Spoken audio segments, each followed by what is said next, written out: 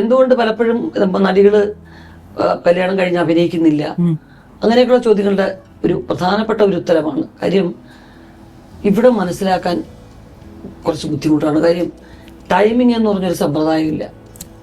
പടം കമ്മിറ്റ് ചെയ്തവരോട് നമുക്കൊരു കമ്മിറ്റ്മെന്റ് ഇല്ലേ? പെട്ടെന്ന് അതല്ല, ഞാൻ പ്രസവിക്കാൻ തീരുമാനിച്ചു, അതുകൊണ്ട് നിങ്ങളുടെ സിനിമ ചെയ്യുന്നില്ല, 4 ദിവസം അഭിനയിച്ചിട്ട് പറയുന്ന തെറ്റ്. ലാലേട്ടൻ ഇങ്ങനെയും നല്ല അത്യാവശ്യം നല്ല തടിയുണ്ടായിരുന്നു, ഇങ്ങനെയും ശ്രീനേട്ടന്റെ പൊക്കവും ലാലേട്ടന്റെ പൊക്കവും നമ്മൾ ആലോചിച്ച് നോക്കുക. അപ്പോ തലയുടെ ഭാഗമാണ് ലാലേട്ടൻ എടുത്തിരിക്കുന്നത്.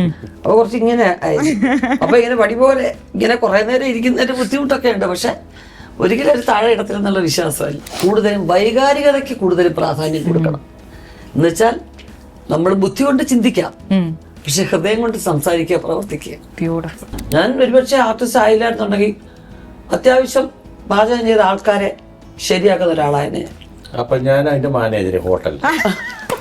എനിക്ക് ഈ ഒരു ബാക്ക്ബോൺ സംഭവം ഭയങ്കര ഇഷ്ടമായി. എൻ്റെ ലൈഫിൽ ഞാൻ വളരെ സക്സസ്ഫുൾ ആയിട്ടുള്ള ആൾക്കാരെ കാണുമ്പോൾ അവരെന്തുകൊണ്ട് ആ ഒരു സക്സസിന്റെ പീക്കിൽ എത്തി എന്നുള്ള കാര്യത്തെ പറ്റിയിട്ട് ഞാൻ ചിന്തിക്കാറുണ്ട്. കഴിഞ്ഞ ദിവസം നമ്മുടെ ഫ്ലവേഴ്സ് കോമഡി ഐറ്റം വേറെയുടെ വേദിയിൽ ഉർവശി ചേച്ചി വന്നപ്പോൾ ഞാൻ ചേച്ചിയെ ഇങ്ങനെ ഒബ്സർവ് ചെയ്യായിരുന്നു. അന്ന് എനിക്ക് മനസ്സിലായ ഒരു കാര്യം, ചേച്ചിയുടെ ഒരു ഒബ്സർവേഷൻ സ്കിൽസ്, ചേച്ചിയുടെ ടാലന്റ് ആൻഡ് ഡെഡിക്കേഷൻ, അതുപോലെ തന്നെ ചേച്ചിയുടെ ഗുരുത്വം. എന്തായാലും ഇന്ന് എൻ്റെ ഒപ്പം ഉള്ളത് ഉർവശി മാമും പിന്നെ ശിവാസേട്ടനാണ്. അപ്പം രണ്ടുപേർക്കും നമസ്കാരം. ഇന്ന് പക്ഷെ ഉർവശി ചേച്ചി ആയിട്ടല്ല, ജഗദമ്മയായിട്ടാണ് എൻ്റെ മുന്നിലിരിക്കുന്നത്. ഇനിയിപ്പോൾ ഇതിന്റെ പോസ്റ്റർ ഞാൻ May 2 തിയേറ്ററിൽ എത്തുകയാണ്. എൽ ജഗദമ്മ 7ാം ക്ലാസ് എന്ന ഈ ഒരു സിനിമ. വേറെ ഒരു സിനിമയ്ക്ക് ഞാൻ ഇന്നേ വരെ കാണാത്ത ഒരു പ്രത്യേക ടാഗ് ലൈൻ ഇതിൽ കൊടുത്തിട്ടുണ്ട്. പ്രേക്ഷകർ പ്രത്യേകം ശ്രദ്ധിച്ചോളുക. ഒരു പാൻ പഞ്ചായത്ത് സിനിമ. അപ്പൊ ഞാൻ എന്ന ഡയറക്ടറോട് ചോദിച്ചു തുടങ്ങട്ടെ ചേച്ചി, കാരണം എഴുതിയതും സംവിധാനം ചെയ്തിട്ടുള്ളതൊക്കെ ശിവാസേട്ടനാണ്. അപ്പൊ ചേട്ടാ പറയൂ, ഒരു പാൻ പഞ്ചായത്ത് സിനിമ. അല്ല, ഈ പാൻ പഞ്ചായത്ത് സിനിമ ഞാൻ ആര് ചോദിച്ചാലും, നിങ്ങളെന്നല്ല ആര് ചോദിച്ചാലും പറയുന്നത്, ഞാൻ കൂട്ടിയാ കൂടുന്നത് ചെയ്താൽ പോരെ. ഞാൻ ജീവിച്ചത് ഒരു പഞ്ചായത്തിലാണ്. പഞ്ചായത്തിലെ എല്ലാ കാര്യങ്ങൾക്കും, ഉത്സവമായിക്കോട്ടെ, രാഷ്ട്രീയപരമായിക്കോട്ടെ, പൊതുപ്രവർത്തന കല്യാണങ്ങളാണ്, എല്ലാത്തിലും ഞാൻ പങ്കെടുക്കുന്നു. എടുത്ത് എല്ലാവരെയും ഒബ്സർവ് ചെയ്തു. പഞ്ചായത്ത് എങ്ങനെ, ആ ഫോർമേഷൻ എനിക്കറിയാം. അപ്പൊ അവിടെ നടക്കുന്ന ഒരു കഥ എനിക്ക് ചെയ്യാൻ വലിയ പാടില്ല എന്നും തോന്നി. അതുകൊണ്ടാണ് പാൻ പഞ്ചായത്ത് സിനിമ. അപ്പൊ ഞാൻ പറയട്ടെ, നമ്മളിപ്പോ വിദേശ രാജ്യത്തിലെ ഒരു കഥ പറയുന്നു, ഞാനത് ഒരുപാട് പഠിക്കേണ്ടിയിരിക്കുന്നു. പ്രത്യേകിച്ച് എൻ്റെ ഏജിലൊക്കെ ഒരു പയ്യൻ ചെയ്തു കഴിഞ്ഞാൽ എന്തെങ്കിലും കുറവ് ആൾക്കാർ ഇത് ചെയ്യും. ഇപ്പൊ ഉർവശിയുടെ ഹസ്ബൻഡ് ഒരു അമേരിക്കക്കാരന്റെ കഥ പറയുമ്പോൾ മിനിമം ഞാൻ അമേരിക്കയിൽ പോയി കാര്യങ്ങളൊക്കെ ഒന്ന് പഠിക്കണം. ഒരുപാട് കാലം എടുക്കും. പിന്നെ ഡയറക്റ്റ് ചെയ്യാനും കുറെ കാലം എടുക്കും, ഇല്ലേ?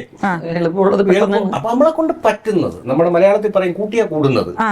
അപ്പൊ ഒരു പഞ്ചായത്തിൽ നിന്നുകൊണ്ട് നമുക്ക് കുറച്ച് പരിമിതികളുണ്ട്. ജഗദമ്മയുടെ കഥ പറയുമ്പോൾ ജഗദമ്മ ഇങ്ങനെ ഓർത്തുകൊണ്ടിരിക്കുമ്പോൾ നമുക്ക് റഷ്യയിലെ കാര്യം കാണിക്കാൻ പറ്റത്തില്ല. Flash back. ഒരു പഞ്ചായത്ത് അതിന്റെ ഞാൻ ആത്മാർത്ഥത പുലർത്തിയിട്ടുണ്ട്. അത് ജനങ്ങൾ അംഗീകരിച്ചാൽ ഞാൻ ജയിക്കുകയും ചെയ്തു. ആ പഞ്ചായത്തിന്റെ ഇതിലെത്ത് ജയിക്കുകയും ചെയ്യുന്നല്ലേ? ആ പഞ്ചായത്ത്, അതാണ് പഞ്ചായത്തിന്റെ എന്ന് വെച്ചാൽ എല്ലാവർക്കും അത് ഇഷ്ടപ്പെടും. കാരണം നിങ്ങളൊക്കെ തന്നെ നമ്മുടെ ഒരു കൂട്ടുകുടുംബ വ്യവസ്ഥ, അല്ലെങ്കിൽ എന്താ, നമ്മൾക്കെല്ലാം ഒരു സംസ്കാരം അനുസരിച്ച് പഞ്ചായത്ത്, നമ്മുടെ എല്ലാം, അത് കോർപ്പറേഷനോ മുനിസിപ്പാലിറ്റി ഒക്കെ ആയാലും നമ്മളൊരു പഞ്ചായത്ത് ഇതേപോലെ പറയുന്നത്. അപ്പോ നിങ്ങളൊക്കെ നമ്മുടെ സിനിമയിലെ ഒരു കഥാപാത്രമായിട്ട് നിങ്ങൾക്കൊക്കെ തോന്നിപ്പിക്കും. നമുക്ക് റിലേറ്റ് ചെയ്യാൻ പറ്റുന്ന ഒരുപാട് നമ്മളെ റിലേറ്റ് ചെയ്യാം, കഥ റിലേറ്റ് ചെയ്യല്ല, നമ്മളെ റിലേറ്റ് ചെയ്ത് വെക്കാം അതിനകത്ത്. ആ രീതിയിൽ വളരെ എളിമയോടെ ഞങ്ങള് ചെയ്തിട്ടുണ്ട്. അതുകൊണ്ടാണ് ഒരു പാൻ പഞ്ചായത്ത് സിനിമ. ഓക്കെ ചേച്ചിയുടെ പഴയ ഇന്റർവ്യൂസിൽ ഞാൻ കുറെ കേട്ടിട്ടുള്ളതാണ്, ഡയറക്ടർ ആരായാലും ഞാൻ വളരെയധികം അവരെ റെസ്പെക്ട് ചെയ്യും. അവരെന്താണോ പറയുന്നത് അത് അതേപോലെ ഡെലിവർ ചെയ്യാനായിട്ട് ഞാൻ ശ്രമിക്കും. അല്ലാതെ അഭിനയം, പണ്ടത്തെ കാര്യമായിട്ട് പറയണേ, അഭിനയം ഭയങ്കരമായിട്ട് അറിയുന്ന ഒരാളല്ല ഞാനെന്ന്.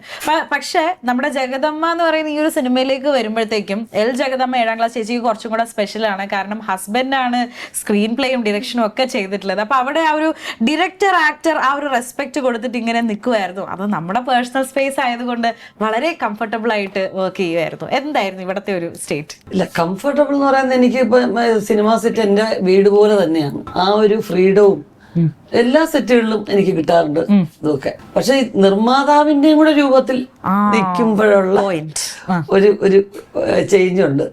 പക്ഷെ ഒരിക്കൽ പോലും അതെനിക്ക് ഓർമ്മ വന്നിട്ടില്ല എന്നുള്ളതാണ് സത്യം പറഞ്ഞത്. എന്തെങ്കിലുമൊക്കെ ആരെങ്കിലും നമ്മൾ ഈ പ്രൊഡക്ഷൻ മുഴുവൻ ഏൽപ്പിക്കുന്ന ആൾക്കാര് ഇടയ്ക്ക് വന്ന് ഓരോരോ കാര്യങ്ങൾ പറയുമ്പോഴാണ്, ഓ ഞാനാണല്ലോ പ്രൊഡ്യൂസർ. അങ്ങനെ ഒരു അങ്ങനെ എനിക്ക് ഓർമ്മ വന്നിട്ടുള്ളൂ. അല്ലെങ്കിൽ ഞങ്ങൾ വീട്ടിലിരുന്ന് എത്രയോ പ്രാവശ്യം സംസാരിച്ചിട്ടുള്ള കാര്യങ്ങൾ തന്നെയാണ് സിനിമയായിട്ട് നമ്മൾ അവിടെ എടുക്കുന്നത്. അപ്പൊ അത് ഒരു എനിക്ക് ഈ മോണിറ്റർ നോക്കുന്ന സമ്പ്രദായം അറിയാൻ വയ്യ, എനിക്ക് ഇഷ്ടമല്ല. പണ്ടേ ഇല്ല, ഇപ്പോഴും ഇല്ല. പണ്ടും ഇല്ല, ഇപ്പോഴും ഇല്ല. പണ്ട് നമുക്ക് ഈ കെ വിശ്വനാഥൻ ഒരു ഗ്രേറ്റ് ഡയറക്ടറുണ്ട് തെലുങ്കില്, സാഗര സംഗമം ഒക്കെ എടുത്ത വലിയ ഡയറക്ടറാണ് അദ്ദേഹം. അദ്ദേഹത്തിന്റെ ഒരു സിനിമ ചെയ്തപ്പോ ഭയങ്കര അസ്വസ്ഥനാണ് പല ഷോട്ടുകളിലും. കാരണം ഇത് എടുത്തിട്ട് ക്യാമറമാൻ പോയി മോണിറ്ററിൽ നോക്കുമ്പോൾ പുള്ളി ഇങ്ങനെ, പണ്ടൊക്കെ ഞങ്ങള് എടുത്തിട്ട് കാണുമായിരുന്നു, ഇപ്പൊ കണ്ടെടുക്കുക, എനിക്കിത് പറ്റത്തേ ഇല്ല. അപ്പോഴാണ് ഞാൻ ശ്രദ്ധിച്ച അദ്ദേഹത്തെ പറയുമ്പോൾ ശരിയാണല്ലോ ഇത്. പക്ഷെ ഞാൻ ഈ മോണിറ്ററൊക്കെ വരുന്നതിന് മുൻപ് തന്നെ 86 ഒടുവിലും കണ്ടാണ്, 86 87 മമ്മൂക്കയും ഞാനും തന്ത്രം എന്നൊരു സിനിമ ചെയ്തു. ജോഷി സാറാണ് ഡയറക്ടർ. അദ്ദേഹം ആദ്യമായിട്ട് അദ്ദേഹത്തിന്റെ കൂടെ ഒരു വീഡിയോ ക്യാമറ, ഒരു ഓപ്പറേറ്ററെ കൊണ്ടുവന്നിരുന്നു. ആ ക്യാമറ വെച്ച് ഈ ഒറിജിനൽ ക്യാമറ ആംഗിളിൽ നിന്നുകൊണ്ട് തന്നെ വീഡിയോ ഷൂട്ട് ചെയ്തിട്ട് ഉടനെ തന്നെ റീവൈൻഡ് ചെയ്ത് കാണുമായിരുന്നു. അങ്ങനെ ആ സമ്പ്രദായം ജോഷി സാറിന്റെ പടങ്ങളിൽ കൂടെ എനിക്ക് പരിചിതമാണ്.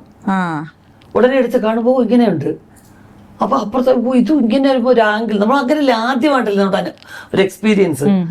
അപ്പൊ എന്ന് പറയോ, നമുക്ക് എന്തോ ഒരു അസ്വസ്ഥത, ഒരു കാര്യമില്ലാതെ ആ ഷോട്ട് കഴിയുമ്പോൾ അടുത്ത ഷോട്ട് ഇതെടുക്കുമ്പോൾ ഇങ്ങനെ വരുമായിരിക്കും, അപ്പൊ ഇങ്ങനെ നിന്നാൽ മതിയായിരിക്കും, അപ്പൊ ഡ്രസ്സ് ഒരു കാര്യമില്ല. അതുവരെ യാതൊരു കുഴപ്പമില്ലായിരുന്നു.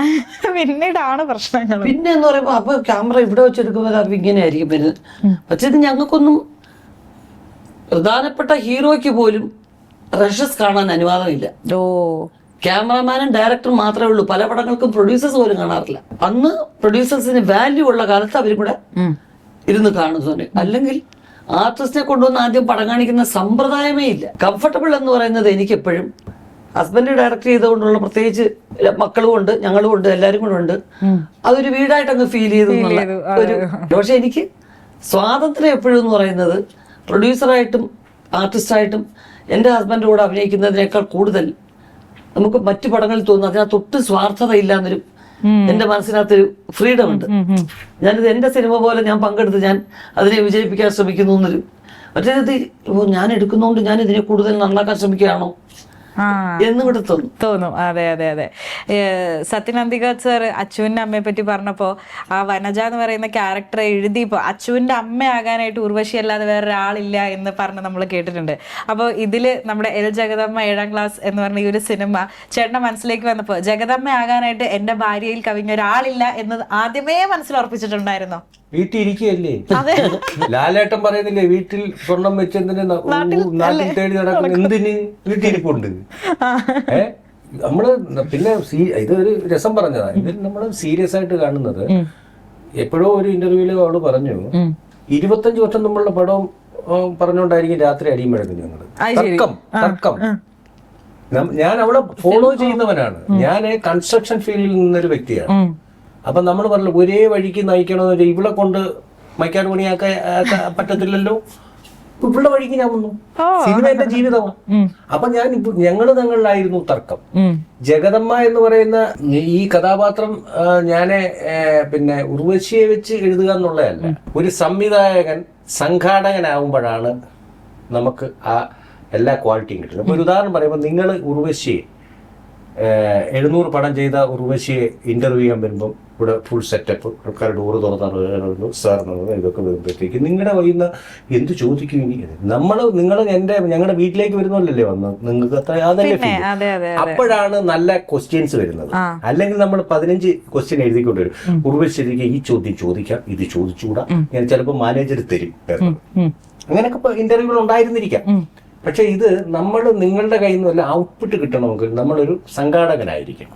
എൻ്റെ സിനിമയിൽ വർക്ക് ചെയ്ത എൻ്റെ ക്യാമറാമാനായാലും എൻ്റെ അസോസിയേറ്റ്, എൻ്റെ കൂടെ വർക്ക് ചെയ്തൊരു ആർട്ടിസ്റ്റുകൾ എല്ലാം ഞങ്ങൾ പറഞ്ഞ ഒരു എന്തുവാണ് പറയുന്നത്, ഒരു സംഘമായിട്ട് നമ്മൾ ഉപയോഗിക്കുന്ന കൂട്ടായ്മ എന്ന് പറയും. നമ്മുടെ നാടകം സിനിമ കൂട്ടായ്മ. ചേച്ചി ഒരുപാടധികം ഡയറക്ടേഴ്സിന്റെ കൂടെ വർക്ക് ചെയ്തിട്ടുണ്ട്. ഇപ്പൊ ഹസ്ബൻഡാണ് ഇപ്പൊ മോണിറ്റർ ഫ്രണ്ടിൽ ഇരുന്നിട്ട് ആക്ഷനും കട്ടും പറയുന്നത്, ചേച്ചി ഒരു സെൻട്രൽ പ്രോട്ടഗോണിസ്റ്റ് ക്യാരക്ടറായിട്ട് വരികയാണ്. ആ ഒരു ഫീലിംഗ് എങ്ങനെ ഉണ്ടായിരുന്നു മൊത്തത്തിൽ? അല്ല, മൊത്തത്തിൽ ഞാൻ അതല്ലേ മീനാക്ഷി ഞാൻ പറഞ്ഞത്, എനിക്ക് സിനിമ തുടങ്ങുന്നതിന് മുൻപ് സത്യം പറഞ്ഞാൽ ഒരു പ്രൊഡ്യൂസർ എന്നുള്ള നിലയ്ക്കുള്ള കുറെ സാമ്പത്തികമായിട്ടുള്ള ടെൻഷനല്ല, സാങ്കേതികമായിട്ട്. കാരണം എന്ന് വെച്ച് കഴിഞ്ഞാൽ ഇത് ഇപ്പൊ ഇതിങ്ങനെ ആയിരിക്കും, അതങ്ങനെ ആവൂ, അവിടെ ചെന്ന് ആ ലൊക്കേഷൻ സെറ്റ് ആവുമായിരിക്കും, ഇങ്ങനെയുള്ള ചില പ്രശ്നങ്ങളൊക്കെ ഉണ്ടായിരുന്നു. പക്ഷെ അതിന് പ്രോപ്പറായിട്ടുള്ള ആൾക്കാർ വന്ന് അതൊക്കെ സെറ്റായി കഴിഞ്ഞപ്പം ഹാപ്പിയാണ്. പിന്നെ വളരെ ലൈറ്റ് ഹാർട്ടായിട്ട് വർക്ക് ചെയ്യാൻ വളരെ അങ്ങനെ തന്നെയാണ് അവർക്ക്. അത് എല്ലാ ടീമുകളെല്ലാം അതാത് പിന്നെ ഡിപ്പാർട്ട്മെന്റിലുള്ളവർ വളരെ പെർഫെക്റ്റ് ആയിട്ട് അവർ മാറിക്കഴിയുമ്പം റിലാക്സ്ഡ് ആവും. ഞാന് ചേട്ടനെ ലിഫ്റ്റിൽ വെച്ചിട്ട് നിങ്ങോട്ട് ഇന്റർവ്യൂ എടുക്കാൻ വരുന്ന നേരം കണ്ടിരുന്നു. അപ്പൊ ഞാൻ ചേട്ടനോട് ചോദിക്കട്ടെ, ചേട്ടാ ഉർവശി ചേച്ചി വന്നിട്ടില്ലേ? എല്ലാവരും ഉർവശീനെയാണ് ചോദിക്കുന്നത്, പക്ഷെ എന്റെ ഭാര്യ എല്ലാവരും അങ്ങനെ ചോദിക്കുന്നതിൽ എനിക്ക് അഭിമാനം മാത്രമേ ഉള്ളൂ എന്ന് ചേട്ടൻ പറഞ്ഞു. അപ്പം ആസ് എ ലേഡി എനിക്ക് വളരെ നമ്മളിപ്പോ ഞങ്ങളുടെ ന്യൂ ജനറേഷൻ പിള്ളേരുടെ ഒരു വാക്കാണ്, ഇതൊരു ആമസോൺ ഗ്രീൻ ഫോറസ്റ്റ് ആണല്ലോ ഈ ചേട്ടൻ എന്ന് എനിക്ക് തോന്നി. ശരിക്കും ഒരു ബാക്ക് ബോൺ ആണല്ലേ ചേച്ചി? തീർച്ചയായിട്ടും. കാരണം മറ്റ് പ്രൊഫഷനിൽ ഉള്ളതുപോലെ അല്ല സിനിമ. അതുകൊണ്ടാണ് അതേത് ഇരുത്തിക്കൊണ്ട് പറയുന്നത്. ഞങ്ങൾ ഇതെല്ലാം വീട്ടിൽ ചർച്ച ചെയ്യുന്ന കാര്യങ്ങളായതുകൊണ്ട്. കാര്യം എന്തുകൊണ്ട് പലപ്പോഴും നടികള് കല്യാണം കഴിഞ്ഞ് അഭിനയിക്കുന്നില്ല, അങ്ങനെയൊക്കെയുള്ള ചോദ്യങ്ങളുടെ ഒരു പ്രധാനപ്പെട്ട ഒരു ഉത്തരമാണ്. കാര്യം ഇവിടെ മനസ്സിലാക്കാൻ കുറച്ച് ബുദ്ധിമുട്ടാണ്. കാര്യം ടൈമിംഗ് എന്ന് പറഞ്ഞൊരു സമ്പ്രദായമില്ല. ഇന്ന് ഇവിടെയാണ് ഷൂട്ടിംഗ് എന്ന് പറഞ്ഞിട്ട് നിപ്പിനും ഇത് കൊണ്ടുവന്ന് വേറൊരു സ്ഥലത്ത് കൊണ്ട് വയ്ക്കും. രാവിലെ 9 മണിക്കാന്ന് പറഞ്ഞാൽ ചിലപ്പോൾ വൈകുന്നേരം 6 മണിക്ക് ശേഷമായിരിക്കും വെക്കുന്നത്. ഈ ഒരു ലാംഗ്വേജ് മനസ്സിലാക്കാൻ കുറച്ച് പ്രയാസമാണ്. കാരണം ഒരു 4 ചോദ്യം, എന്താ അവര് ഇവിടെ എന്ന് പറഞ്ഞിട്ട് അങ്ങനെ വെക്കുന്നത്, അങ്ങനെയുള്ള സ്ഥലത്ത് പോയേണ്ട കാര്യം എന്താ നിനക്ക്, ഇത് നാളെ എന്നല്ലേ പറഞ്ഞത്, പിന്നെന്താ അവര് ഇന്ന് വെച്ചത്? ഇത്തരം ചോദ്യങ്ങൾ നമുക്ക് സിനിമയ്ക്ക് ഉത്തരം പറയാൻ പറ്റത്തില്ല. തീർച്ചയായിട്ടും ഇതിൽ വർക്ക് ചെയ്ത് ശീലിച്ചവർക്ക് മാത്രമേ ഇത് പറയുന്നത് ഞാനാ. നാളെ ഉണ്ടെന്ന് ഇപ്പൊ ഞാനും ഇവളുമായിട്ട് ഇവളുടെ കാര്യത്തിനടിയാ. നാളെ പോണ രാവിലെ 10 മണിക്ക് ഇത് ഞാനാണ് പറഞ്ഞത്. അതാണ് ഏറ്റവും വലിയ കാര്യം. മോൻ അവര് നാളെ എടുക്കുമെന്ന് പറഞ്ഞിട്ട് ഇന്നെന്ന് പറയുന്നു, ഞാൻ ഇത് ശരിയാവത്തില്ല എന്ന് പറഞ്ഞാൽ ചേട്ടനാ പറയുന്നത് അവരുടെ സാഹചര്യം മനസ്സിലാക്കാതെ സംസാരിക്കരുത്. നാളെ എന്ന് പറഞ്ഞു, ഇന്ന് അവർക്ക് ആ കോമ്പിനേഷൻ എല്ലാം കിട്ടുകയല്ലേ, അത്രയും പണിയങ്ങ് കഴിഞ്ഞല്ലേ നമുക്ക് എന്ന് പറഞ്ഞ് വഴക്കുണ്ടാക്കി പറഞ്ഞു വിടും. നമ്മള് ആയിരിക്കും പറയാത്തൊരു കാര്യം, മോൻ ജനിച്ചപ്പോ ഞങ്ങളുടെ ഒരു തീരുമാനമായിരുന്നു, മോനെ ആരെയും വെച്ച് നോക്കരുത്, നമ്മുടെ ഒരു ആഗ്രഹം. അപ്പൊ ഞങ്ങള് ഇരുന്ന് സംസാരിച്ച് എടുത്ത ഒന്നുകിൽ നീ ജോലിക്ക് പോവാ അല്ലെങ്കിൽ ഞാൻ ജോലിക്ക്. അപ്പൊ ഞാനാണ് തീരുമാനം എടുത്തത്. ഞാൻ ജോലിക്ക് പിന്നെ പോകുന്നതിനേക്കാൾ വരുമാനമായാലും പേരായാലും അവളുടെ ജോലിക്കാണുള്ളത്. 2 പ്രധാനപ്പെട്ട തീരുമാനം അതല്ല. ഞാൻ നാളെ കോൺട്രാക്ട് ചെയ്തില്ലെങ്കിൽ ആരും പറയത്തില്ല ഉർവശി ആ പാവപ്പെട്ട് നല്ലൊരു ഭാവി ഉണ്ടായിരുന്നു, അടുത്ത സെക്രട്ടേറിയറ്റ് ഉണ്ടാക്കേണ്ട ആളാ, തകർത്ത് കളഞ്ഞെന്ന് പറയും. ആരും പറയില്ല. പക്ഷെ ഇവള് പോവാതെ മോനെ 100 പേരൊക്കെ പറയണ്ടേ മോനെ നോക്കാൻ നിൽക്കാനോ? പറയത്തില്ലേ? നിങ്ങളും പറയത്തില്ലേ ഉർവശി വലിയ നടിയായിരുന്നു, മറ്റേടത്തൊക്കെ പോയി അഭിനയിക്കേണ്ടായിരുന്നു, അയാളെ ജീവിതം തകർത്തു പറയത്തില്ല. ഞങ്ങളുടെ അവള് ഇല്ലാത്ത സമയത്ത് ഞാനായിരുന്നു മോനെ നോക്കി. ഞങ്ങള് പിന്നെ ഷൂട്ടിംഗ് സ്ഥലത്തൊക്കെ ഞാൻ മോനെ കൊണ്ടങ്ങ് പോകും. എപ്പോഴും അങ്ങനെ തന്നെ. പറയുന്നത് എല്ലാവർക്കും കിട്ടുന്നതല്ല. ബ്യൂട്ടിഫുൾ ചേച്ചി. എങ്ങനെ ഒരു പാർട്ട്ണർഷിപ്പാണ്. ഇപ്പൊ നമ്മൾ ഇനി വളർന്നു വരുന്ന പെൺകുട്ടികളായാലും ഇത്രയും അണ്ടർസ്റ്റാൻഡിങ് ആയിട്ടുള്ള 0 മെയിൽ ഈഗോ ഉള്ള ഒരു പാർട്ട്ണറെയാണ് നമ്മൾ ലൈക്ക് ആഗ്രഹിക്കുന്നത്. അപ്പം ചേച്ചിയുടെ ഒരു നമ്പർ 1 ഫാൻ എന്നുള്ള രീതിയിൽ എല്ലാ മലയാളികൾക്കും വേണ്ടിയിട്ട് ഞാൻ ചേട്ടനോട് ഒരു വലിയ താങ്ക്സ് പറയാം കേട്ടോ. പടം കമ്മിറ്റ് ചെയ്തവരോട് നമുക്കൊരു കമ്മിറ്റ്മെന്റ് ഇല്ലേ? പെട്ടെന്ന് അതല്ല ഞാൻ പ്രസവിക്കാൻ തീരുമാനിച്ചു, അതുകൊണ്ട് നിങ്ങളുടെ സിനിമ ചെയ്യുന്നില്ല 4 ദിവസം അഭിനയിച്ചിട്ട് പറയുന്ന തെറ്റല്ലേ? ഏത് പടത്തിലായിരുന്നു ചേച്ചി വർക്ക് ചെയ്തോണ്ടിരുന്നത്? കമൽ സാറിന്റെ ഉത്തമ വില്ലൻ എന്ന് പറഞ്ഞ സിനിമ. അല്ല, കമൽ സാറിന്റെ ഉത്തമ വില്ലൻ പാർവതിയും മോളുടേത് പിന്നെ തിരുപ്പതി ഏഴുമല വെങ്കടേശ ഫുൾ ഡപ്പാങ്കൂത്തൊക്കെ ഉള്ള അഭിനയിച്ചുകൊണ്ടിരുന്നു, പ്രസവിച്ചു. ഡാൻസും ആ ഷൂട്ട് നടന്നുകൊണ്ടിരിക്കുന്ന സമയത്ത് തന്നെ ഈശ്വരാധീനം അത് ഓൾമോസ്റ്റ് പോർഷൻസ് കഴിഞ്ഞിട്ട് ഒരു 18 ദിവസം മുൻപ് തന്നെ, കാരണം ഹെവി ആയിട്ട് വർക്ക് ചെയ്ത് അപ്പോഴത്തെ തീരുമാനം എന്ന് പറഞ്ഞാൽ നമ്മൾ ഇനിയിപ്പം സിനിമ കുറെ നാൾ ഗ്യാപ്പ് എടുക്കുന്നു എന്ന് തീരുമാനിച്ചു. അപ്പൊ തീർക്കണ്ടേ, അങ്ങനത്തെ ധൃതി വെച്ച് തീർക്കുമായിരുന്നു. ഒരാഴ്ച അവരൊരു ഗ്യാപ്പ് വന്നു, റെസ്റ്റ് എടുക്കാനായിട്ടൊരു ഗ്യാപ്പ് വന്നു. മെറ്റേണിറ്റി ലീവ്, ഒരാഴ്ച മെറ്റേണിറ്റി ലീവ്. പക്ഷെ അല്ല, പിന്നെ ഞാൻ കണ്ടിന്യൂസ് ആയിട്ട് വലിയൊരു ഗ്യാപ്പ്, മലയാളത്തിൽ നിന്നൊക്കെ വലിയൊരു ഗ്യാപ്പ് വന്നല്ലോ. അതെ അതെ, ഒരു ചെറിയ ഗ്യാപ്പ് എടുത്തതേ ഉള്ളൂ, ഒരു 5 മാസത്തെ ഗ്യാപ്പ്. എന്നിട്ട് ഞാൻ ആ സിനിമകളെല്ലാം ഞാൻ തീർത്തു കൊടുത്തു. അപ്പൊ മോനും അതുപോലെ തന്നെ ആസിം ഉത്തമവില്ലൻ തീർക്കാനുള്ള ധൃതിയിലായിരുന്നു. ഹാറ്റ്സ് ഓഫ് ദ ഡെഡിക്കേഷൻ ചേച്ചി.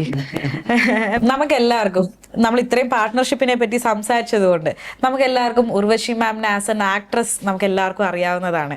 അപ്പം ഇപ്പൊ സാറിനോട് ഞാൻ ചോദിക്കുകയാണ്, സാർ ഇപ്പൊ രണ്ടും കണ്ടിട്ടുണ്ട്, as an actor and as a wife, ഏതിനാണ് ഫുൾ മാർക്ക് കൊടുക്കുക? അല്ല, മാർക്ക് അവള് പറയണം എത്ര കൊടുക്കണ്ടേ. എന്നിട്ട് വീട്ടിൽ ചെന്നിരുന്ന് വഴക്കുണ്ടാക്കുമ്പോ ഇയാള് കാണുകയല്ല. ശരിയല്ലേ പറഞ്ഞ, 2 എണ്ണം കുറഞ്ഞു പോയെന്ന് പറഞ്ഞാലേ പുളിശ്ശേരിക്ക് ചിലപ്പം കടുവ് കൊടുക്കത്തില്ല. ഓ, അങ്ങനെയാണ് ചേച്ചി ഉണ്ടാക്കുന്നതിൽ ഏറ്റവും ഇഷ്ടപ്പെട്ട ഫുഡ് എന്തുവാ? ചേച്ചി ഇഷ്ടപ്പെടുന്ന വെച്ചാൽ ചേച്ചി ഉണ്ടാക്കുന്ന ആഹാരം ബാലൻസ് വന്നാൽ ഞങ്ങൾ ജോലിക്കാരെ കൊണ്ടുപോലും കഴിപ്പിക്കത്തില്ല. ഞങ്ങള് രാവിലെ പഴങ്കഞ്ഞി കുടിക്കുക. എനിക്ക് ഏറ്റവും ഇഷ്ടം അവള് തന്നെ ഉണ്ടാക്കിയ, അവള് തന്നെ ഉണ്ടാക്കണം. ഓ, പുളിശ്ശേരി എന്നും പറഞ്ഞ് ഉണ്ടാക്കുമ്പോ ചിലരുണ്ടാക്കുമ്പോ അതിനകത്ത് പേപ്പർ എഴുതിയിരുന്നു ഇത് പുളിശ്ശേരി എന്ന്. സാമ്പാർ എന്ന് വെച്ചാൽ രസത്തിനകത്ത് അതല്ല, അവളുണ്ടാക്കുന്ന സാധനം ഞങ്ങള് പിറ്റേന്ന് ഞങ്ങൾ രണ്ടുപേരുടെ കഴിക്കും. അതാണ് എനിക്ക് എന്റെ മനസ്സിൽ എനിക്ക് ഏറ്റവും ടേസ്റ്റി ആയിട്ട് തോന്നുന്നത്. എല്ലാ കാര്യങ്ങളും കാരണം നമുക്ക് സമയമില്ലായിരിക്കും. നാടൻ രീതിയിലുള്ള നമ്മുടെ നാട്ടിലെ തമിഴ് ഭക്ഷണമായാലും തെലുങ്കായാലും നമ്മുടെ നാടൻ രീതിയിലുള്ളതൊക്കെ ഉണ്ടാക്കുകയും ചെയ്യും. 2 അമ്മൂമ്മമാരുടെ ചടത്തി വളർന്നതാണ്. വീട്ടിൽ പണിയെടുക്കാതിരിക്കാൻ നിവർത്തിയില്ല. സിനിമയൊക്കെ അവിടെ ഭാഗത്ത് നിൽക്കും മക്കളെ, വീട്ടിൽ ചെന്ന് കയറേണ്ടത് അഞ്ഞു പോരെ അന്നരയ്ക്ക് അങ്ങനെ പറയുന്ന അമ്മൂമ്മമാരുടെ വീട്ടിലാ. മദ്രാസിലും കൂട്ടുകുടുംബമായിരുന്നു. അപ്പൊ അതുകൊണ്ട് എനിക്ക് ചൂടുവെള്ളം ഉണ്ടാക്കാൻ അറിയാം, മുട്ട ഓംലെറ്റ് ഉണ്ടാക്കാൻ അറിയാം. സത്യമാണ്, ഇവിടുത്തെ പിള്ളേരുടെ ചുമട് ചുമക്കുന്നതിനിടയ്ക്ക് പാചകം കൂടെ ചെയ്യാൻ നിങ്ങൾക്ക് നേരമില്ല. പക്ഷെ ഞങ്ങൾക്ക് ആ സമയമൊക്കെ ഉണ്ടായിരുന്നല്ലോ നല്ലൊരു ബാല്യം. കൊച്ചിലെ തന്നെ അരക്കാനൊക്കെ വലിയ താല്പര്യം. എനിക്ക് വീട്ടിൽ ഒരു ഭയങ്കര ഇഷ്ടമാണ്. ഞാൻ ഒരുപക്ഷെ ആർട്ടിസ്റ്റ് ആയില്ലായിരുന്നുണ്ടെങ്കിൽ അത്യാവശ്യം പാചകം ചെയ്ത ആൾക്കാരെ ശരിയാക്കുന്ന ഒരാളായനെ. അപ്പൊ ഞാൻ അതിന്റെ മാനേജർ ഹോട്ടൽ. എനിക്ക് ഈ ഒരു ബാക്ക്ഗ്രൗണ്ട് സംഭവം ഭയങ്കര ഇഷ്ടമായി കേട്ടോ. അല്ല, ഞാൻ പറഞ്ഞോട്ടെ, ഈ നടിയായോട്ടെ നിങ്ങൾ തന്നെ ചിന്തിച്ചു നോക്കൂ. ഞാൻ ഫ്രാങ്ക് ആയിട്ട് കാര്യങ്ങൾ പറയുന്നത്, ഞാൻ ഈ ദ്വയാർത്ഥം ഒന്നും പറയാൻ എനിക്ക് അറിയത്തില്ല. ചിലപ്പം ഈശ്വരൻ ഇങ്ങനെയാണ് ചിന്തിച്ചത്, ഇവള് എന്റെ ഭാര്യയായി വരണമെന്ന് ഈശ്വരൻ തീരുമാനിച്ചില്ലെങ്കിൽ ഇവള് കുക്കും ഞാൻ മാനേജരും. അയ്യോ, എനിക്ക് ഭയങ്കര ഇഷ്ടപ്പെട്ട ആ ഒരു ബാക്ക്ഗ്രൗണ്ട് സംഭവം കേട്ടോ. Like what ever you do, ഞാൻ ഉണ്ട് പിന്നിൽ സപ്പോർട്ടായിട്ട് എന്നുള്ള അല്ല, ഈ നമ്മുടെ കൊറോണ തന്നെ ഒന്നും വന്നില്ലേ? കൊറോണ വന്നപ്പോ കൊറോണയിൽ എല്ലാവരും നമ്മളുടെ കഴിവുകേടിനെ വരെ നമ്മൾ കൊറോണയുടെ തല വെക്കാറുണ്ട്. ഒരു 90% പേർക്ക് ജോലി നഷ്ടപ്പെടുകയും സാമ്പത്തികമായിട്ട് 10% പേർക്ക് വിയർപ്പിന്റെ അസുഖം ഉണ്ടായിരുന്നു. അവരും പറഞ്ഞു കൊറോണ വന്നതിന് ശേഷം പിന്നെ ഒന്നും നടക്കുന്നില്ല. 10% പേർക്ക് വിയർപ്പിന്റെ അസുഖമുള്ളവരാ, അവരൊന്നും ചെയ്യുന്നില്ല, പണ്ടും ചെയ്തിട്ട. അപ്പൊ നമ്മൾ ചോദിച്ചാൽ കൊറോണയ്ക്ക് മുമ്പ് പിന്നെ കൊറോണയ്ക്ക് മുമ്പ് 6 ഏക്കർ സ്ഥലം വെച്ചിട്ടുണ്ടായിരുന്നല്ലോ. ഇങ്ങനെ ഈ കൊറോണ കൊണ്ട് പോലും പോസിറ്റീവായിട്ട് നമ്മൾ തന്നെ പ്രകൃതിക്ക് തന്നെ വലിയ മാറ്റം ഉണ്ടായിരുന്നു. അതേപോലെ ഞാൻ അറിയപ്പെടുന്ന ഒരു കുക്കുമായി ആരുമില്ല, എന്നിട്ട് എനിക്ക് എന്നെ നാണം കടിച്ച് എങ്ങനെയാണെന്നറിയോ? എന്റെ ഫ്രണ്ടാണ് സുധാ കൊങ്ങരത്ത് എന്ന് പറഞ്ഞ ഡയറക്ടർ, സൂര്യപൂർ. കുറെ വർഷമായിട്ട് അറിയാവുന്നുള്ള അവൾ ആന്ധ്രയിൽ നിന്ന് എനിക്ക് ഒരു മുളക് പൊടി, ഗുണ്ടൂർ മുളക് പൊടി അതവര് ചോറിലിട്ട് കഴിക്കുന്ന രീതിയിൽ ഇടിക്കും, ഒലക്കെ വെച്ച് ഇടിച്ച്. ഭീകര എരിവാണ് അത്. കടുത്ത അൾസറിലേക്ക് കൊണ്ടുപോയി വിട്ടു. എന്നെ വേറെ കാര്യം, അത് എനിക്ക് ഇഷ്ടമാണെന്ന് പറഞ്ഞ അവള് കൊണ്ടുവന്ന് തന്നു. പകരത്തിന് ഞങ്ങളുടെ വീട്ടിൽ നാരകമുണ്ട്, മദ്രാസിലെ വീട്ടിൽ. നാരകവും ചില സാധനങ്ങളുടെ മിക്സ് ചെയ്ത് ഞാനൊരു അച്ചാറും എന്റേതായ രീതിയിൽ ഇടാന്ന് പറഞ്ഞ് ഇട്ടു. ഒരു ദിവസം ഒരുപാട് മണിക്കൂർ ഒന്ന് ഇളക്കി ഇടുന്നു വരാം. പക്ഷെ അതുണ്ടല്ലോ, അവള് രാവിലെ ഇഡലിയുടെ കൂടെ, ഉച്ചയ്ക്ക് ചോറിന്റെ കൂടെ, രാത്രി ഒരു ഭക്ഷണത്തിന്റെ കൂടെ പറഞ്ഞ എന്താണെന്നറിയോ? ഞങ്ങൾക്ക് പോലും ഒരു സ്പൂൺ തരത്തില്ലെന്ന്. അത് ഒന്നാം തരം പാചകം എന്ന് പറഞ്ഞു. എനിക്ക് അസൂയ വരുത്തു എനിക്ക്. കാരണം ഞാൻ അത്യാവശ്യം ഞാൻ സ്വന്തമായിട്ട് 1-2 ഐറ്റംസ് വികസിപ്പിച്ചിട്ടുണ്ട്. ചിക്കൻ്റെ വികസിപ്പിച്ചിട്ടുണ്ട്. അതിന്റെ പേര് എന്റെ പേര് തന്നെ ഇട്ടുള്ളൂ. നിങ്ങളല്ലേ നിങ്ങൾ ഇടണം. ഞാൻ പറയുന്നത് എല്ലാം എന്നെ കുറിച്ച് ഞാൻ പറയണം. അത് പലരും കഴിച്ചിട്ട് എങ്ങനെ ഉണ്ടാക്കുന്നു. അത് മാത്രമല്ല ഞങ്ങള് അല്ല, അത് ജീരക ചിക്കനാണ്. അതാ നമ്മുടെ സ്പൈസസ് വളരെ ഡിഫറെന്റ് ആയിട്ടുള്ള സാധനമാണ്. കഴിച്ച മീനാക്ഷിക്ക് ഒത്തിരി ഇഷ്ടപ്പെടും. മദ്രാസിൽ വരുമ്പോ വാ. രസം, തമിഴ്നാട്ടുകാര് രസത്തിന്റെ ആൾക്കാരാണ്, അറിയാവുന്നത്. തമിഴ്നാട്ടുകാരെന്ന് പറയുന്നത് രസം ഇല്ലാതെ അവരുടെ ജീവിതമില്ല. അപ്പോ പിന്നെ നമ്മൾ എന്ത് കറി കൊടുത്താലും രസം കൊടുക്കണം. ഇവളുടെ കുറച്ച് ഫ്രണ്ട്സ് റൈറ്റേഴ്സ് ഒക്കെ വീട്ടിൽ വന്നു. അപ്പൊ ഞങ്ങൾ രണ്ടുപേരുണ്ടായിരുന്നു പാചകം മൊത്തം. അപ്പൊ ഇവര് വന്നപ്പോഴത്തേക്ക് എന്തൊക്കെയോ സാധനങ്ങൾ നമ്മൾ ഉണ്ടാക്കി വെച്ചു. ഉടനെ ഒരു പയ്യൻ, റൈറ്ററാണ് അവൻ, സിനിമയ്ക്ക്, ചേച്ചി രസമില്ലേ, തമിഴ് ചോദിച്ചു, രസമില്ലേ എന്ന് ചോദിച്ചു. ഞാൻ പറഞ്ഞു ഇപ്പൊ ഉണ്ടാക്കി തരാന്ന് പറഞ്ഞു. ഞാൻ അടുക്കളയിലിട്ട് കയറി കണ്ണി കണ്ടത് മൊത്തം വാരിയിട്ട് പുളിയും ഒരു രസം ഉണ്ടാക്കി കൊടുത്തു. ഈ രസം ഒരു പാത്രം ഉണ്ടാക്കിയതിന് ശേഷം ഇനി ആണ് പിന്നെ അടുത്ത തവണ അവര് വന്നു വേറൊരു മീറ്റിങ്ങിന്. വന്നപ്പോ അവര് ഫസ്റ്റിലേ ചോദിച്ച രസം, ആ രസത്തിന് ഞാൻ തന്നെ പേരിട്ടു ഉർവശി അസൂയ രസം. ഉർവശിക്ക് അസൂയായി, കാരണം അവളുണ്ടാക്കിയതല്ല. അറിയാമോ, എപ്പോ ചോദിക്കുമ്പോഴും അവന്റെ വീട്ടിലെല്ലാരും അവന്റെ ഫ്രണ്ട്സും ഒക്കെ സാറോടെ രസം എടുക്കാ നാങ്ക സാപ്പിട പറഞ്ഞു. അതിനായി പേര് അന്ന് ഒന്നുകൂടെ ഉണ്ടാക്കാൻ അറിയാൻ വയ്യ, എന്തു പറ്റുമെന്ന് അറിയത്തില്ല. എന്തൊക്കെയോ കൈ കിട്ടി എടുത്തിട്ടു. അതാണ് എന്റെ പാട്.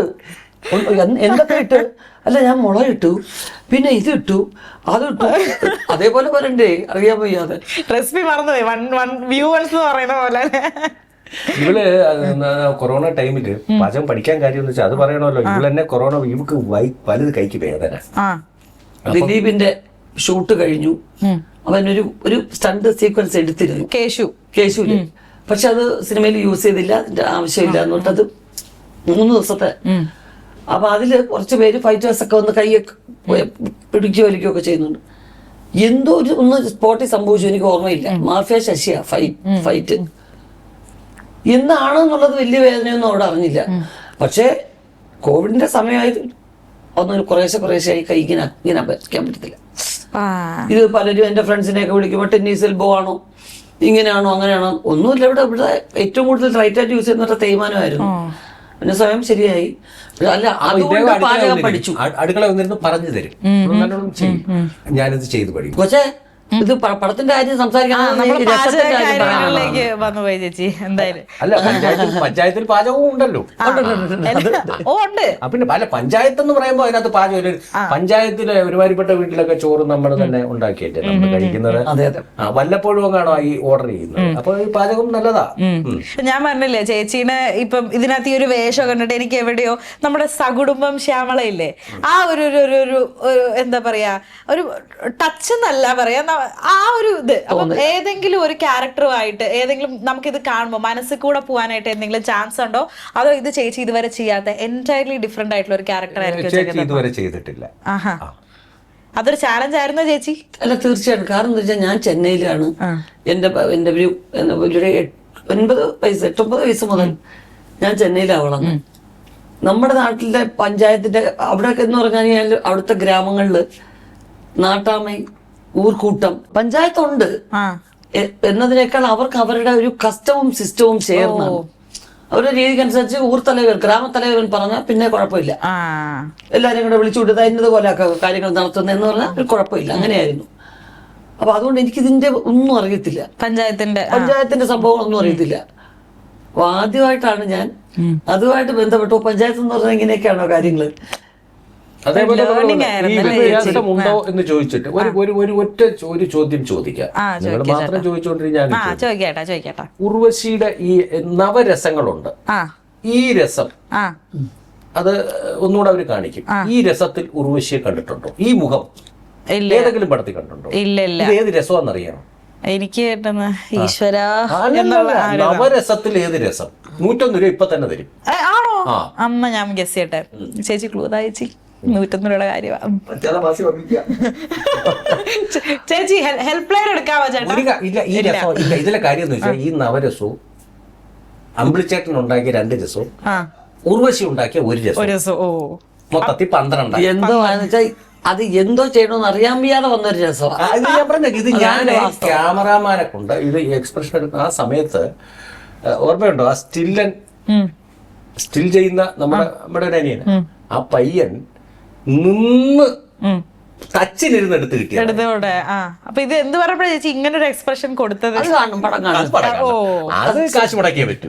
അതിനുവേണ്ടി നമ്മൾ മെയ് 2-ാം തീയതി വരെ കാത്തിരിക്കണം എന്തായാലും. ചേച്ചി, ഞാൻ ആക്ച്വലി ശ്രദ്ധിക്കുമായിരുന്നു, ചേച്ചി നമ്മുടെ ഐറ്റം വേറെയുടെ ഷോ വിഷു എപ്പിസോഡിന് വന്നപ്പോൾ ഈ ഹെഡ് ബാൻഡ് വെച്ചിട്ടുണ്ടായിരുന്നു. അതെന്താ അറിയാലോ, സത്യാവസ്ഥ ഞാനിപ്പോ പറയട്ടെ. പറയൂ. എന്താ പറയുക, എന്റെ സ്ഥിരമായിട്ടുള്ള വർഷങ്ങളായിട്ട് പരിചയമുള്ള വീട്ടിൽ തന്നെ വന്ന് ഇതും ബ്യൂട്ടീഷ്യനുണ്ട്. അപ്പൊ ആകെപ്പാടെ കൈയും കാലും വൃത്തിയാക്കുക, അതൊക്കെയാണ് പ്രധാന പരിപാടി. തലയില് എന്നെ കണ്ട ഉടനെ തലയിലെ கொஞ்சம் എണ്ണ തേക്കണേ എന്ന് പറഞ്ഞുള്ള ഏർപ്പാടുകളൊക്കെ ചെയ്യും. അപ്പം തുമ്പൊന്ന് കട്ട് ചെയ്തിട്ട് ഇടാന്നും പറഞ്ഞ് ഇവിടുത്തെ മുടി ഇങ്ങോട്ട് എടുത്തിട്ട് 2 ഭാഗം കട്ട് ചെയ്താൽ കുറച്ച് തിക്നെസ് കിട്ടും എന്നും പറഞ്ഞത് വെറുതെ കുത്തിയിരുന്നപ്പോ തോന്നിയതാണ്. എലി കറമ്പിയതുപോലായിപ്പോയി കുറച്ച്. അതുകൊണ്ട് മറയ്ക്കാനും കൂടെ വേണ്ടിയാണ് ഇത് വെച്ചിരിക്കുന്നത്. പിന്നെ 2 മാസം കൊണ്ട് വളരുമെന്ന് പറഞ്ഞു. ആ സത്യാവസ്ഥ നീ അത് മാത്രമല്ല കുട്ടി ഞാൻ വേറെ കാര്യം പറയാം. ഇതിനകത്ത് നമുക്കൊരു ബിസിനസ് നമ്മുടെ ഫ്ലവേഴ്സ് ടിവിയിൽ നിന്ന് വന്ന ഒരു പെൺകുട്ടി പ്രത്യേകിച്ച് നമുക്ക് പരസ്യത്തിന് വരെ ആവില്ല. ഉർവശി ബാൻഡ് എന്നും പറഞ്ഞുകൊണ്ട് ഒരെണ്ണം തുടങ്ങി. ഒരു 10 മീറ്റർ തുണി എടുത്ത് കട്ട് ചെയ്യുന്ന ഒരു ജോലിയെ വിളിച്ചിരി എന്താ പറയുക സ്ട്രെച്ചബിൾ ആയിട്ടുള്ള മേടിച്ചിട്ട് ഉർവശീസ് ബാൻഡ് അനുഗ്രഹങ്ങളും. താങ്ക് യു ചേട്ടാ. ഉർവശീസ് ബാൻഡ് പറഞ്ഞിട്ട് നമുക്ക് ഇതിനെ ഇറക്കാൻ ചേച്ചി പുതിയൊരു ഫാഷൻ ആയിട്ട്. എന്റെ അമ്മയൊക്കെ പണ്ട് പറയുന്നത് ചേച്ചിയുടെ സിനിമ കണ്ടിട്ട് അതേപോലുള്ള ചുരിദാറൊക്കെ ഞങ്ങൾ ഇടുവായിരുന്നു. പക്ഷെ ഇതിനകത്ത് എന്റെ ബ്ലൗസ് ഇടുവായിരുന്നു. ഗൾഫിലും അമേരിക്കയിലും ഒക്കെ പോകുമ്പോ മുല്ലച്ചൂരിക്ക് ബ്ലൗസ് ഇടും, പഴയ ടൈപ്പ് ബ്ലൗസ്. അതൊക്കെ ഏറ്റവും കൂടുതൽ ഞാനാ യൂസ് ചെയ്തിരിക്കുന്നത്. ആരോ ഒരു മേക്കപ്പ് മാൻ ചെന്നപ്പം ഈ മുടി ഇവിടെ ഇങ്ങനെ വെച്ച് 1900 ഇങ്ങനെ വെട്ടി വെച്ച് വന്നു. ഇത് കൊണ്ട് നടക്കുമായിരുന്നു പിള്ളേർ കുറെ കാലം. അതെ അതെ. L Jagadamma 7ാം class state first. അപ്പൊ ജഗദമ്മയെ വെട്ടിക്കാൻ ആരുമില്ല എന്ന് നമുക്ക് ആ ഒരു ഇതിലൂടെ മനസ്സിലായി.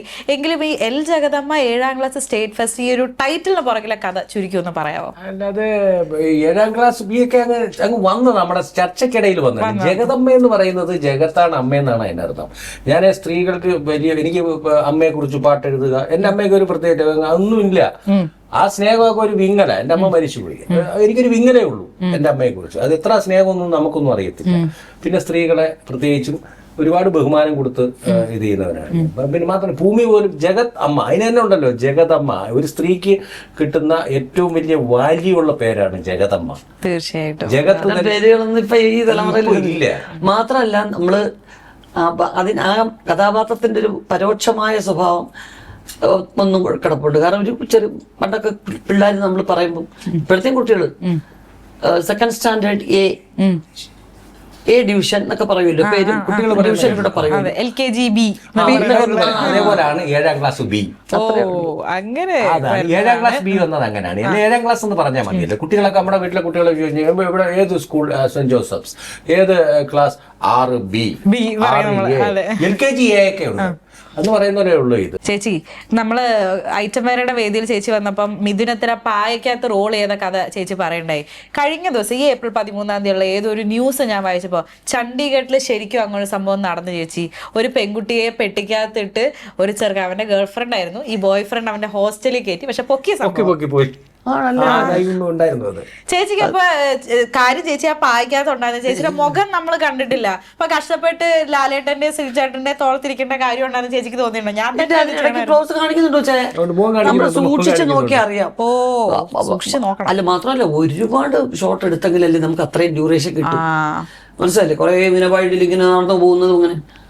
അപ്പം അത് പായ്ക്കകത്ത് അവരാണല്ലോ ചുമക്കുന്നതൊന്നും സുഖകരമായിട്ടുള്ള ഒരവസ്ഥയൊന്നും അല്ല. എങ്ങാനും ഈ വരമ്പിൽ ഇത്രയുള്ള വരമ്പിൽ നടന്നു പോവുക. ലാലേട്ടൻ ഇങ്ങനെയും ഈ നല്ല അത്യാവശ്യം നല്ല തടിയുണ്ടായിരുന്നു. ഇങ്ങനെയും ശ്രീനേട്ടന്റെ പൊക്കവും ലാലേട്ടന്റെ പൊക്കവും തമ്മിൽ ആലോചിച്ച് നോക്കുക. അപ്പോ തലയുടെ ഭാഗമാണ് ലാലേട്ടൻ എടുത്തിരിക്കുന്നത്. അപ്പൊ കുറച്ച് ഇങ്ങനെ അപ്പൊ ഇങ്ങനെ വടി പോലെ ഇങ്ങനെ കുറെ നേരം ഇരിക്കുന്നതിന്റെ ബുദ്ധിമുട്ടൊക്കെ ഉണ്ട്. പക്ഷെ ഒരിക്കലും ഒരു താഴെ ഇടത്തിലെന്നുള്ള വിശ്വാസം അതല്ലേ എല്ലാം. എന്നാലും ഒരു ചെറുക്കൻ ഇതുവരെ കൊണ്ടുപോയി. അതാ മിഥുനം കണ്ടിട്ടാ ഇൻസ്പയർഡ് ആയിട്ടാണ്. ഓക്കെ. അപ്പം എന്തായാലും L Jagadamma 7ാം class B first class ഒരു പാൻ പഞ്ചായത്ത് സിനിമയ്ക്ക് എല്ലാവിധ ആശംസകളും നേരെയാണ്. ഇതൊരു ഫീമെയിൽ ഓറിയന്റഡ് ആയിട്ടുള്ള ഒരു സിനിമയാണ്. അതായത് ഒരു സ്ത്രീയാണ് ഇതിന്റെ മെയിൻ കഥാപാത്രം എന്നുള്ളതും കൂടിയിട്ട് ഞാൻ ചോദിക്കുകയാണ്. അത് ടൈറ്റിൽ കൊണ്ട് മാത്രമേ അതുള്ളൂ. അല്ലാതെ ആർട്ടിസ്റ്റുകളായിട്ട് നോക്കിക്കഴിഞ്ഞാൽ പുരുഷന്മാരെ കൂടുതലുള്ളത്. അങ്ങനെ ഒരു സ്ത്രീയെ മാത്രം എന്നുള്ളതല്ല. നമുക്ക് ശ്രദ്ധ കേന്ദ്രീകരിക്കാൻ ഒരു ഡോട്ട് വേണോ? എന്റെയൊക്കെ ലൈഫ് എന്ന് പറഞ്ഞാൽ ഇനി അങ്ങോട്ട് സ്റ്റാർട്ട് ചെയ്യാൻ കിടക്കുന്നതേ ഉള്ളൂ. അപ്പം ഇത്രയും ലൈഫ് എക്സ്പീരിയൻസ് ഉള്ള ഒരു ചേച്ചി അല്ലെങ്കിൽ ഒരു അമ്മ എന്നൊക്കെയുള്ള നിലയിൽ നമ്മുടെ ഇപ്പൊ ഷോ കണ്ടുകൊണ്ടിരിക്കുന്ന ഒരുപാടധികം യങ്സ്റ്റേഴ്സ് ആയിട്ടുള്ള ഗേൾസ് കുട്ടികളുണ്ടാവും. അവരോട് ഒരു മെസ്സേജ് ചേച്ചിക്ക് പറയാൻ പറഞ്ഞാൽ എന്തായിരിക്കും ചേച്ചി പറയാ? ഇപ്പോഴത്തെ കുട്ടികൾ എനിക്ക് ഇങ്ങോട്ട് പഠിക്കാനേ ഉള്ളൂ. അതാണ് ഈ തലമുറയുടെ ഏറ്റവും വലിയ വൈഭവം. എല്ലാ കാര്യങ്ങളിലും എൻ്റെ മോൻ്റെ എന്ന് പറയാൻ ഞാൻ പഠിക്കുക.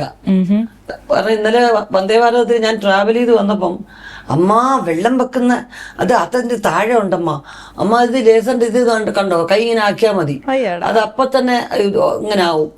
ട്രെയിൻ നിൽക്കുമ്പോ അമ്മ പിടിച്ചോ, അടുത്ത് പിടിക്ക്, അല്ലെങ്കിൽ നിർത്തുമ്പം വീഴും. ഞാൻ പറഞ്ഞില്ല മക്കളെ അങ്ങനെ വീഴത്തില്ല, ഇത് കുറച്ച് സ്ലോ ആയിട്ട് ശരിക്കും ഞാൻ വീഴാൻ പോയി.